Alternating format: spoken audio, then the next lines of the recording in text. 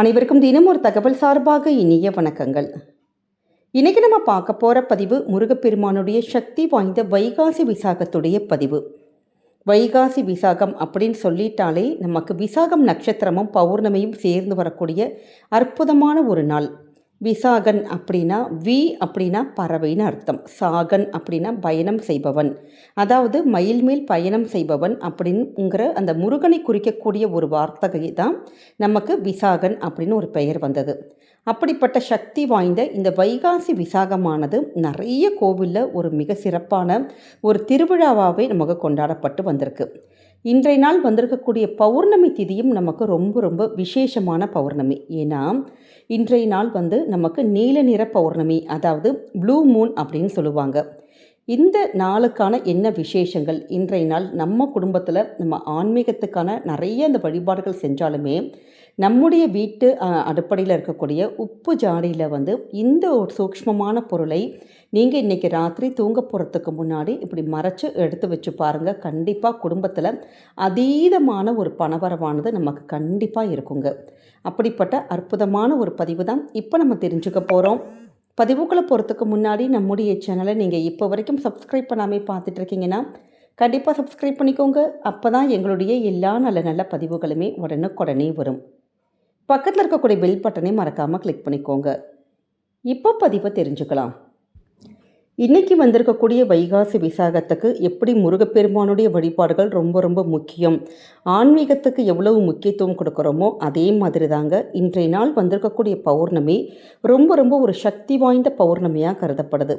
பொதுவாகவே பௌர்ணமி நாட்களில் நம்ம மனசுக்குள்ளே என்ன சஞ்சலங்கள் இருந்தாலுமே நமக்கு ஏதாவது ஒரு விஷயங்கள் காரியங்கள் வேணும் அப்படின்னா ஒரு மேனிஃபெஸ்டேஷன் மெத்தடு மாதிரி நம்ம வீட்டோட மொட்டை மாடியிலையோ பால்கனிலையோ எங்கே நமக்கு நிலா தெரியுதோ அந்த இடத்துல போய் நின்று நிலவை கண்குளிர அப்படி பார்த்து மனசார நம்ம வேண்டி கேட்டாலே போதும். கண்டிப்பாக நமக்கு அதற்கடுத்து வரக்கூடிய இந்த பௌர்ணமி நாட்களுக்குள்ள அந்த வைப்ரேஷன்ஸ், அந்த ஒளிக்கற்றைகள் நம்ம மேலே படுத்து பார்த்திங்களா, அதனுடைய அந்த தாக்கத்தின் மூலமாகவே நமக்குள்ள நிறைய ஒரு பாசிட்டிவ் வைப்ரேஷன்ஸ் நமக்கு நடக்கும். கேட்டது எல்லாமே கிடைக்கும்.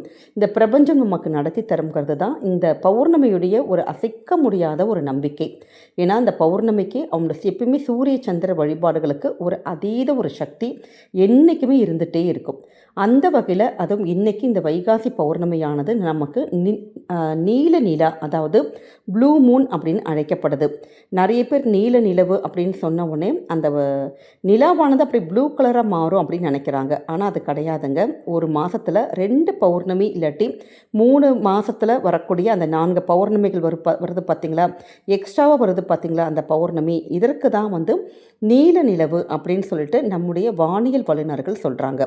அதனால் நமக்கு இன்றைக்கி வந்திருக்கக்கூடிய அந்த முழு நிலவானது ப்ளூ மூன் சொல்கிறாங்க. இது ரொம்ப ரொம்ப வருடத்துக்கு ஒரு முறையோ அப்படி ஒரு 2 முறையோ வரக்கூடிய ரொம்ப ரேரான ஒரு காம்பினேஷன். ஏன்னா நமக்கு இன்றைக்கி நைட்டு தெரியக்கூடிய அந்த சந்திரன் பூமிக்கு ரொம்ப பக்கத்தில் இருக்கிறதுனால எப்பயுமே வழக்கத்தை விட ரொம்ப பெருசாக ஒரு பிரகாசமாக இருக்கும்.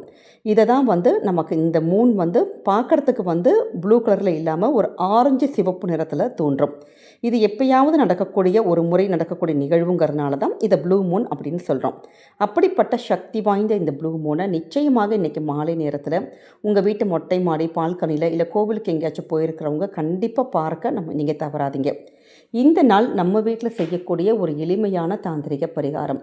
பொதுவாகவே பௌர்ணமி நாட்களில் நம்ம உப்பு வச்சு செய்யக்கூடிய பரிகாரங்களுக்கு அதீத ஒரு சக்தி இருக்குது. இன்றைய நாள் நம்ம ஒரு மாலை பொழுதில் ஒவ்வொரு பௌர்ணமிக்குமே உங்கள் வீட்டில் உப்பு தீபம் நம்ம ஏற்றி வழிபட்டோன்னா நம்ம குடும்பத்தில் ஏதாவது ஒரு தடைகள் இருந்துக்கிட்டே இருக்குன்னா அந்த தடைகள் எல்லாம் நிவர்த்தி ஆகும்.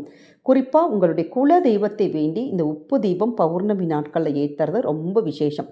உங்களுக்கு முடியும் அப்படிங்கிறவங்க உப்பு தீபம் இன்றைக்கி மாலையில் நீங்கள் மறக்காமல் ஏற்றுங்க. குலதெய்வத்துடைய பெயரை 3 முறை சொல்லி இந்த உப்பு தீபத்தை உங்கள் வீட்டில் நீங்கள் ஏற்ற கண்டிப்பாக அதீதமான ஒரு பணவரவு வரும். குடும்பத்தில் இருக்கக்கூடிய அந்த பணத்துக்கான தடைகள் விலகும். பணக்கஷ்டங்கள் நீங்கி வருமானம் பெருகுவதற்கான வாய்ப்புகள் இது எல்லாமே கிடைக்கும். இந்த உப்பு தீபம் ஏற்றி முடிச்சுட்டு அந்த உப்பு தீபம் தானாக மலையேறட்டும். அடுத்த நாள் இந்த உப்பு இருக்குது பார்த்திங்களா, அதை நம்ம கால்படாத இடத்துல இல்லாட்டி தண்ணியில் கரைச்சி நீங்கள் அப்படியே விட்டுடலாம். எளிமையான மெத்தடு தான், நிச்சயமாக ஃபாலோ பண்ணி பாருங்கள். அதே மாதிரி உங்களுக்கு வாய்ப்பு இருக்குன்னா புதுசாக இருக்கக்கூடிய உப்பு நம்ம கல்லுப்பு வாங்கிட்டு இன்றைக்கி உப்பு ஜாடியில் கொட்டுறது விஷயம். விசேஷம். அப்படி ஏற்கனவே இருக்குமா கல்லுப்புனா கொஞ்சமாண்டு கல்லுப்பு இருக்குது பார்த்தீங்களா, ஒரு ஜாடியில் இல்லாட்டி தனியாக இதுக்குன்னே ஒரு சின்னதான ஒரு கண்ணாடி பாட்டில் மாதிரி எடுத்துக்கோங்க. இதில் கொஞ்சமாக ஒரு கைப்பிடி 2 கைப்பிடி கல்லுப்பு எடுத்துட்டு இதற்குள்ளே வந்து நம்ம என்ன ஒரு சூக்ஷ்மமான பொருள் வைக்கிறோன்னு கேட்டிங்கன்னா, எல்லார் வீட்லேயும் பெயர் சொல்லாதது, அதாவது வசம்பு கண்டிப்பாக இருக்கும். இதுக்கு வந்து நம்ம எப்பயுமே இந்த வசம்பு மட்டும் கடையில் வாங்குறப்ப மேக்ஸிமம் இப்போ எல்லாருமே வந்து டிபார்ட்மெண்ட் ஸ்டோரில் தான் வாங்குகிறோம்.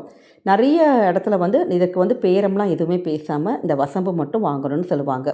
அப்படிப்பட்ட வசம்பை வந்து நம்ம வீட்டில் இந்த ஒவ்வொரு பௌர்ணமிக்கும் கல்லுப்பில் வந்து நீங்கள் உள்ளே வந்து மறைச்சிட்டு அதற்கு மேலே ஒரு 2 கைப்பிடி, அதாவது வசம்பு உள்ளே இருக்கிறது தெரியவே கூடாது, அதற்கு ஏற்ற மாதிரி ஃபுல்லாக அப்படியே கல்லுப்பால் போட்டு அப்படி மூடி நீங்கள் வச்சு பாருங்கள். இதோடு கூட ஒரு விரலி மஞ்சள் அல்லது குண்டு மஞ்சள், இந்த 2 பொருட்களுமே நம்ம கல்லுப்பில் வைக்கிறப்ப நிச்சயமாக அது ஒவ்வொரு பௌர்ணமி நாட்களும் நம்ம இது மாதிரி செஞ்சுட்டு நம்ம வந்து கரெக்டாக அப்படி எடுத்து வச்சோன்னா குடும்பத்தில் ஒரு அதீதமான ஒரு பணவரவு வரும். அந்த பண ஃப்ளோ வந்து நம்ம வீட்டில் இல்லைங்கிற அளவுக்கு கையில் வந்து பணப்புழக்கம் இருந்துக்கிட்டே இருக்கும்னு சொல்லுவாங்க. இது வந்து என்னுடைய வாழ்க்கையில் நான் ஒவ்வொரு மாதம் கடைப்பிடிக்கக்கூடிய ஒரு மெத்தடு தான். நல்லபடியாக ஒரு பணவரவு நம்ம குடும்பத்தில் வரத்துக்கும், குறிப்பாக பெண்கள் கையில் எப்பயுமே வீட்டில் வந்து பணமானது புழங்கிக்கிட்டே இருக்கிறதுக்கு இந்த சின்ன ஒரு டிப்ஸை ஃபாலோ பண்ணி பாருங்கள். அடுத்த பௌர்ணமி வரப்போ அந்த மஞ்சளையும் நீங்கள் அந்த வசம்பையும் எடுத்து கால்படாத இடத்துல போட்டுட்டு இல்லாட்டி செடி கடையில் நீங்கள் வச்சுட்டு நீங்கள் புதுசாக வேறு ஏதாவது மாற்றிக்கலாம். இப்படி ஒவ்வொரு பௌர்ணமியும் இந்த வசம்பும் நமக்கு அந்த மஞ்சளும் நம்ம வீட்டில் வந்து இந்த கல்லுப்போடு சேர்ந்து இருக்கிறப்ப அதீதமான பணவரவு வரும். குடும்பத்தில் பணத்துக்கான ஏதாவது ஒரு தடைகள் இருந்துக்கிட்டே இருக்குது. நிறைய பேர் நிறைய உழைப்போம் நம்ம சம்பாதிக்கிறதுக்காக, ஆனால் அதற்கான வருமானங்கள் வராமல் இல்லை பணம் எங்கேயாவது ஒரு எதிர்பார்த்த இடத்துலேருந்து பணத்துக்கு ஏதாவது ஒரு தடைகள் நிறைய இடத்துல இருந்துக்கிட்டே இருக்கும். அந்த பணத்துக்கான தடைகள் இது எல்லாமே பிளாக்ஸ் எல்லாமே போய் நம்ம குடும்பத்தில் அதீதமான ஒரு செல்வம் பெருகுவதை நம்மளே கண்கூடாக பார்க்கலாம்.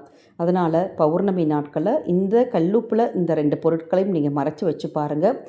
இதை வந்து எல்லார்கிட்டையும் சொல்லணுங்கிற அப்படி கட்டாயம்லாம் எதுவுமே கிடையாது. இன்றைக்கி ராத்திரி தூங்க போகிறதுக்கு முன்னாடி இந்த 2 பொருளையும் நீங்கள் வச்சுட்டு நீங்கள் எப்பயும் போல் படுக்க போயிடலாம்.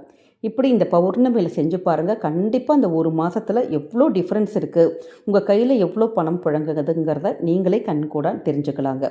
எளிமையான மெத்தடு தான், ஆனால் ரொம்ப ரொம்ப ஒரு சக்தி வாய்ந்த உப்பு பரிகாரம். கண்டிப்பாக இன்றைக்கி ராத்திரி தூங்க போகிறதுக்கு முன்னாடி செய்யுங்க. உங்கள் குடும்பத்தில் அமோகமான பணவரவு நிச்சயமாக இருக்கும். நம்முடைய கமெண்ட் செக்ஷனில் உங்களுடைய குல தெய்வத்துடைய பெயரை பதிவிடுங்க. குலதெய்வம் பெயர் தெரியாதவங்க ஓம் குலதெய்வதாயை நமக அப்படிங்கிற அற்புதமான மந்திரத்தை பதிவிடுங்க. குலதெய்வத்துடைய அருட்கடாட்சம் என்றைக்கும் உங்களுடைய குடும்பத்துக்கு பரிபூர்ணமாக கிடச்சி உங்கள் குடும்பத்தை காக்குங்க. இந்த பதிவு கொஞ்சம் அவசர பதிவானதுனால கூடுமான வரைக்கும் தெரிஞ்ச ஃப்ரெண்ட்ஸ் அண்ட் ஃபேமிலி மெம்பர்ஸ் எல்லாருக்கும் ஷேர் பண்ணுங்கள். அவங்களும் இதை பார்த்து பயன்பெறட்டும். நம்முடைய சேனலை இப்போ வரைக்கும் நீங்கள் சப்ஸ்கிரைப் பண்ணாமல் பார்த்துட்ருக்கீங்கன்னா கண்டிப்பாக சப்ஸ்கிரைப் பண்ணி ஃபாலோ பண்ணிக்கோங்க. மீண்டும் வேறொரு நல்ல பதிவில் உங்களை சந்திக்கிறோம். நன்றி, வணக்கம்.